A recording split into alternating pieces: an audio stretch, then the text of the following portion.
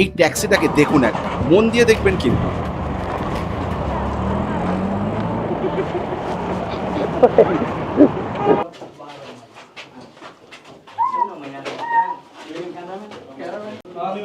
চলো চলো চলো, আস্তে আস্তে করে এগো এগো এগো। দেখো শুধু উল্টে যাও না। এখান থেকে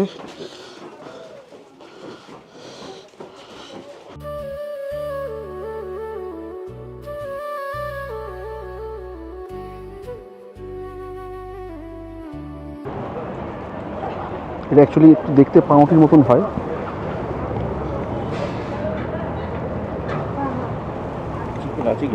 এই যে চিকেন বাও, পাউরুটি দিয়ে খাও। মোমোটা আটার, কালারটা এইরকম। এটা কি গাজরের জুসে ভেজানো? হ্যাঁ গাজর জুস, গাজরের রসে ভেজানো।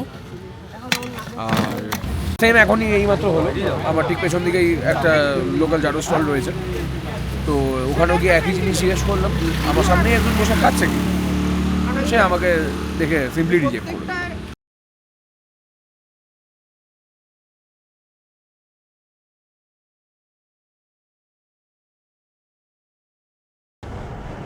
আজ 24শে মার্চ 2026, আমরা করছি আমাদের আলটিমেট নর্থ ইস্ট ট্রিপ।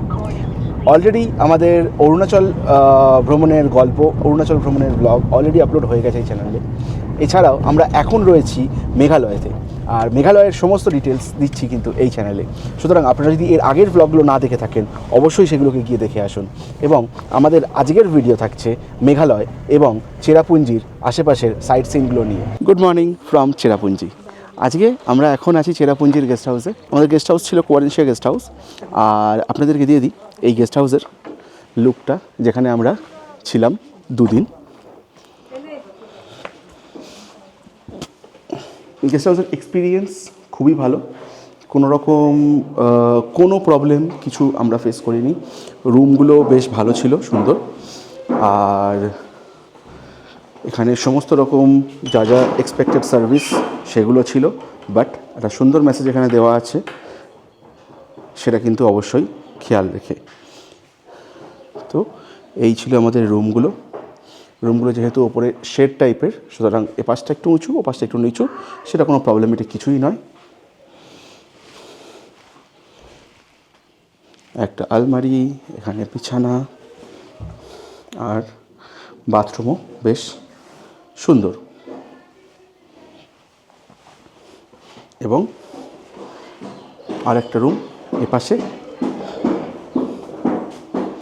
এখানে ছিল ডাবল বেড,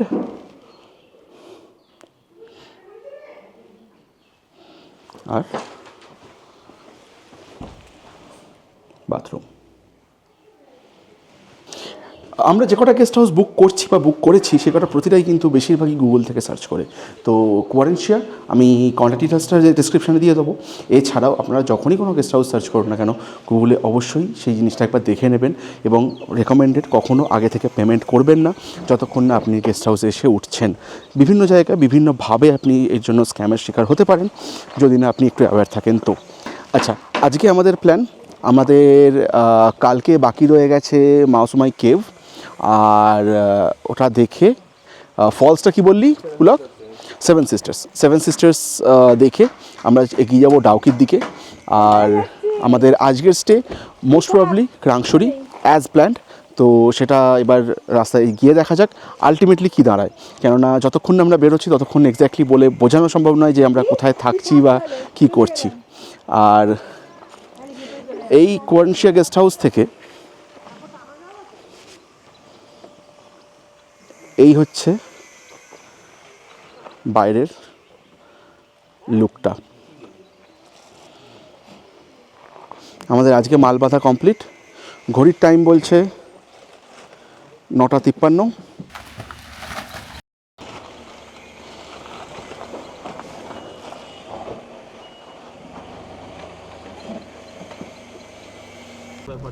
এখান থেকে সোজা গেলে পড়ছে সেভেন সিস্টার ফলস, আর এটা মসমাইরা। আর ডান দিকে চলে যাচ্ছে হচ্ছে মজমাই কেভের রাস্তা। তো আমরা আপাতত ডিসাইড করলাম যে সেভেন সিস্টার্সটা দেখে, কারণ এদিকেই ফিরতে হবে, এদিকে যেহেতু ফিরতে হবে সেহেতু মজমাইরা তারপরে যাব।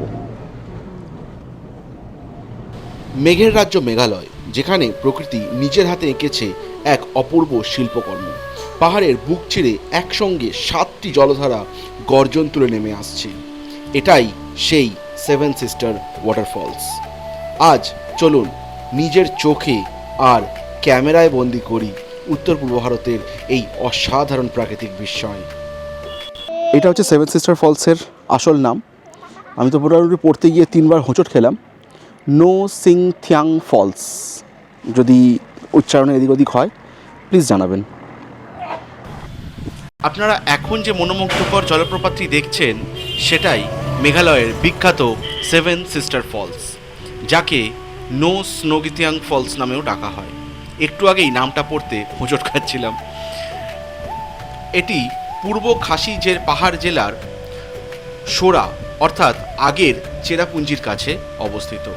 প্রায় 315 মিটার বা 1030 ফুট উচ্চতা থেকে 7টি পৃথক ধারায় জল নেমে আসে বলেই এর নাম রাখা হয়েছে সেভেন সিস্টার ফলস।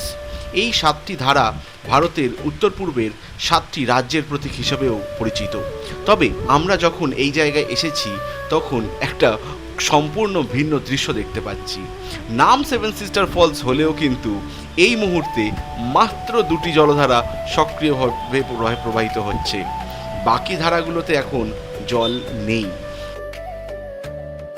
সামনের গভীর উপত্যকাটি হলো বাংলাদেশের সমতল ভূমির দিকে নেমে যাওয়া বিস্তীর্ণ এলাকা। পরিষ্কার আবহাওয়ায় এখান থেকে বাংলাদেশের অনেক দূরের সমভূমিও দেখা যায়, যা এই ভিউ পয়েন্টকে আরও বিশেষ আকর্ষণীয় করে তুলেছে। আমরা এখন দাঁড়িয়ে আছি মেঘালয়ের অন্যতম জনপ্রিয় আকর্ষণ মাওসমাই কেভের প্রবেশদ্বারে। এই সিঁড়ি পেরোলেই শুরু হবে হাজার হাজার বছর ধরে প্রকৃতির নিজের হাতে গড়ে ওঠা এক রহস্যময় ভূগর্ভস্থ জগতে আমাদের যাত্রা। চলুন দেখা যাক চুনা পাথরের এই প্রাকৃতিক গুহার ভেতরে আমাদের জন্য কি কি বিস্ময় অপেক্ষা করে আছে। মাথা পা সমস্ত কিছু সামলে মেঘালয়ের বুকের গভীরে লুকিয়ে আছে প্রকৃতির হাজার বছরের এক অনন্য বিস্ময়, মাওসমাই কেভ। চুনা পাথরের স্তরে স্তরে সময়ের ছোঁয়ায় গড়ে ওঠা এই রহস্যময় গুহার প্রতিটি বাঁক যেন বলে এক অজানা চমকদার গল্প। চলুন আলো আঁধারির এই রোমাঞ্চকর জগতে প্রবেশ করি, যেখানে প্রকৃতিই তৈরি করেছে এক অনন্য শিল্পকর্ম।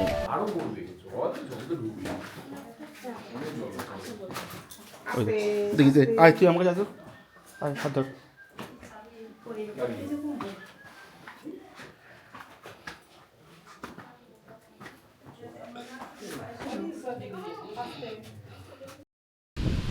হ্যাঁ, এটাই সেই মাওসমাই কেভ। ভাবতে পারেন এখন আমরা এমন জায়গায় দাঁড়িয়ে আছি যার জন্ম আজকে নয়, আজ থেকে লক্ষ লক্ষ বছর আগে। প্রকৃতির অসাধারণ ধৈর্য আর সময় মিলেই তৈরি করেছে এই অসাধারণ মাওসমাই কেভের। এখানে বসে বসে নামতে হবে।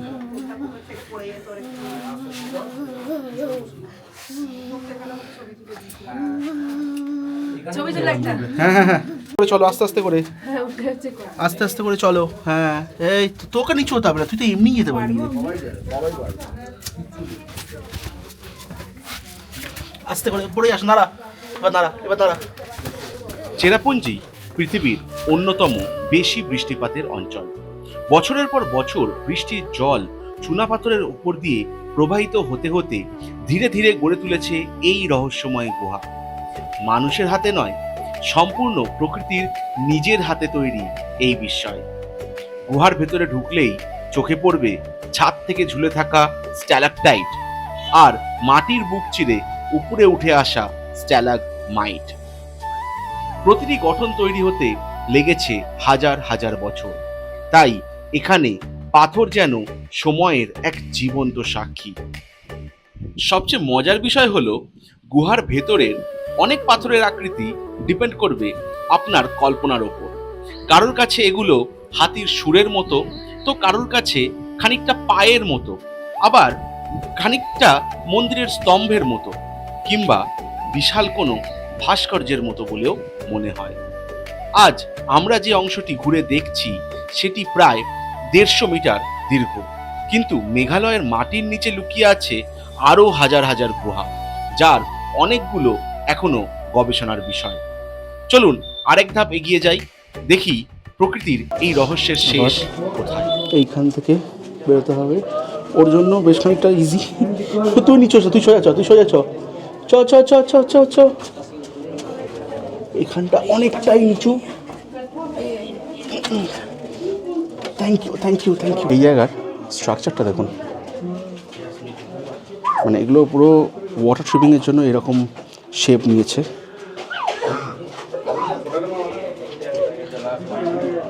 আবারও সরু রাস্তা, একদম পা দেখে।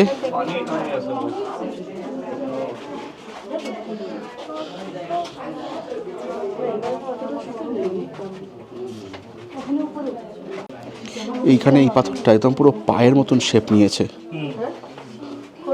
এই তো দেখুন পুরো পায়ের মতন, পায়ের বুড়ো আঙুলে লাগছে।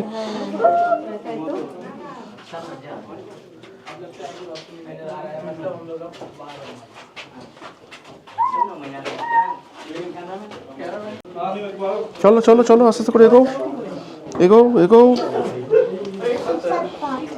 দেখো শুধু উল্টে যাও না। এখান থেকে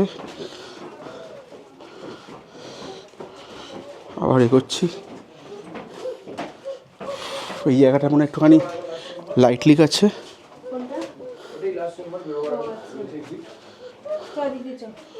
বাহ, অসাধারণ লাগছে এটা। এখানে একটা কার্ভ কাঠ মতন রয়েছে, এই কাঠ থেকে। হ্যাঁ, এই পাশ দিয়ে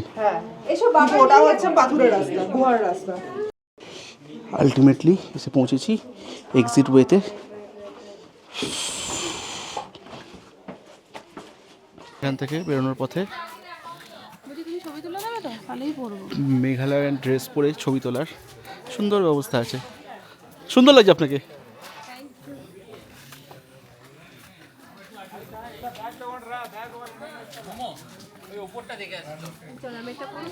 এখানে না, নিয়ে চলো। ওই যে বিভিন্ন রকম ড্রেসের শপ আছে। শিলং শহর থেকে মাত্র কয়েক কিলোমিটার দূরে সবুজ পাহাড় আর ঘন জঙ্গলের মাঝে লুকিয়ে আছে মেঘালয়ের আর এক জনপ্রিয় জলপ্রপাত এলিফ্যান্ট ফলস। 3টি ধাপে পাহাড় বেয়ে নেমে আসা এই জলপ্রপাতের সৌন্দর্য প্রতিটি স্তরে যেন নতুন করে মুগ্ধ করে। আজ চলুন এই জলপ্রপাতটি ঘুরে দেখা যাক। এই ফলসটা 3 স্টেপে নিচে পড়ে। অ্যাকচুয়ালি ব্রিটিশার্সরা এর নাম দিয়েছিল এলিফ্যান্ট ফলস, এবং এর পাশে এই যে ফলসটা, এই ফলসের পাশেই একটা জায়গা ছিল যেখানে একটা বড় পাথর ছিল, যেটা হাতির মতন দেখতে ছিল, কিন্তু সেই পাথরটা পরে 1897-এর আর্থকুয়েকে এটা পুরোপুরি নষ্ট হয়ে যায়। আসুন দেখাই আপনাদেরকে এলিফ্যান্ট ফলসের লুকটা। জানেন কি, স্থানীয় খাসি ভাষায় এই জলপ্রপাতের নাম কা শেড লাই পেটেং খুশি, যার অর্থ প্রায় 3 ধাপে নেমে আসা জলপ্রপাত।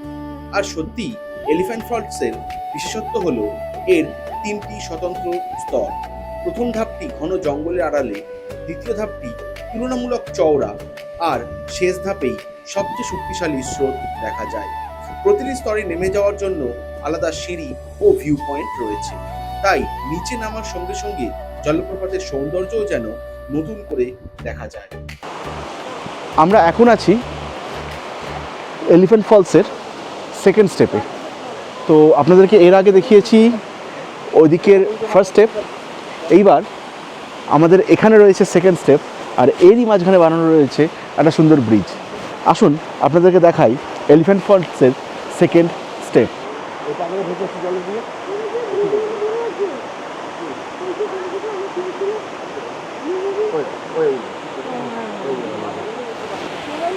ছেলেটাকে ধরো। আর এটা এলিফ্যান্ট ফলসের 3rd স্টেপ।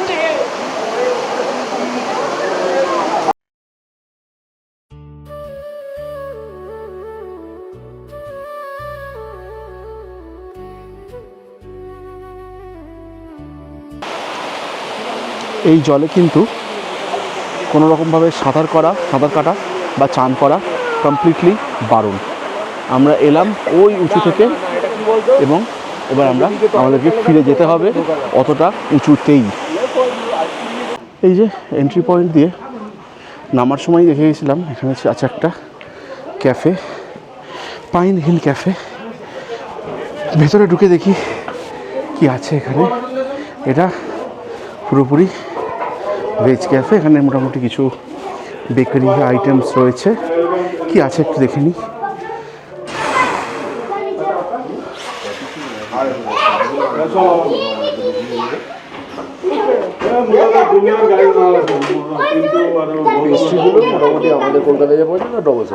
এখানে বললাম চিজ ক্রেসেন্ট আর ক্রিম ক্রেসেন্ট। ক্রসো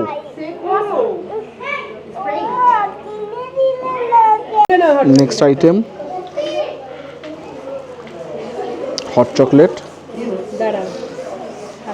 হট চকলেট কত করে নিল পুলক? আচ্ছা, হট চকলেটও 100, আগের যে ক্রেসেন্টগুলো ছিল ওগুলো 100। ক্রস আচ্ছা, ক্রসা মানে সাঁ করে বেরিয়ে যায় নাকি? আজ যদিও প্ল্যান ছিল ঘড়িতে প্রায় 6টা আলটিমেটলি পাওয়া গেছে আমাদের হোটেল। ডাউকির দিকে চলে যাওয়ার। আজকে আমাদের হোটেল রাস্তা বন্ধ থাকার কারণে হ্যাঁ আজকে হয়েছে। আমরা ডাউকির দিকে যেতে পারলাম না। রাস্তায় বলা হলো রাস্তা খুলতে প্রায় গেলাম। 4টে হবে, কিন্তু তখন ওয়েট করলে আমরা আর ডাউকি পৌঁছতে পারতাম না। এখন আপাতত শিলংয়ে এসে শিলংয়ের হোটেলে মালপত্র রেখে বেরোবো একটু সাইট সিন করতে। নিজের শহর থেকে দূরে এসেই হোক বা নতুন এক পরিবেশের মধ্যে এসে পড়ার জন্যই হোক, মেঘালয়কে যেন একটা নতুন রূপে দেখতে পাচ্ছি প্রত্যেকবার। যেমন এই ট্যাক্সিটাকে দেখুন, একটা মন দিয়ে দেখবেন কিন্তু।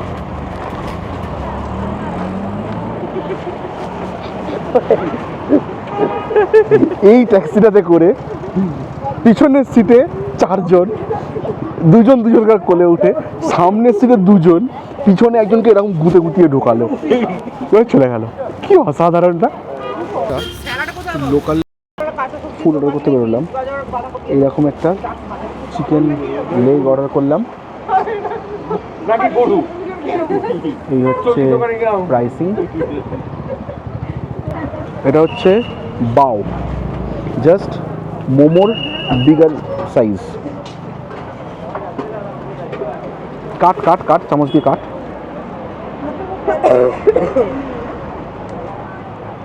দিস ইজ বাও। এটা অ্যাকচুয়ালি একটু দেখতে পাউরুটির মতন হয়।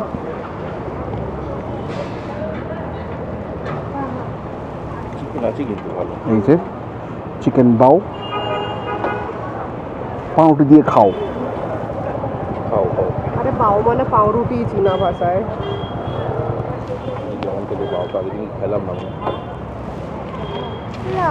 ভালো হতে থাকে। এইটা একটা খাওয়া হয়ে গেছে, আবার একটা নিলাম। শুরু করো। দাও একটুখানি দে, তুমি নে। এর মধ্যে চিকেন দেবো, আমাদের ভেজ হবে। নেক্সট লোকাল ফুড আজকের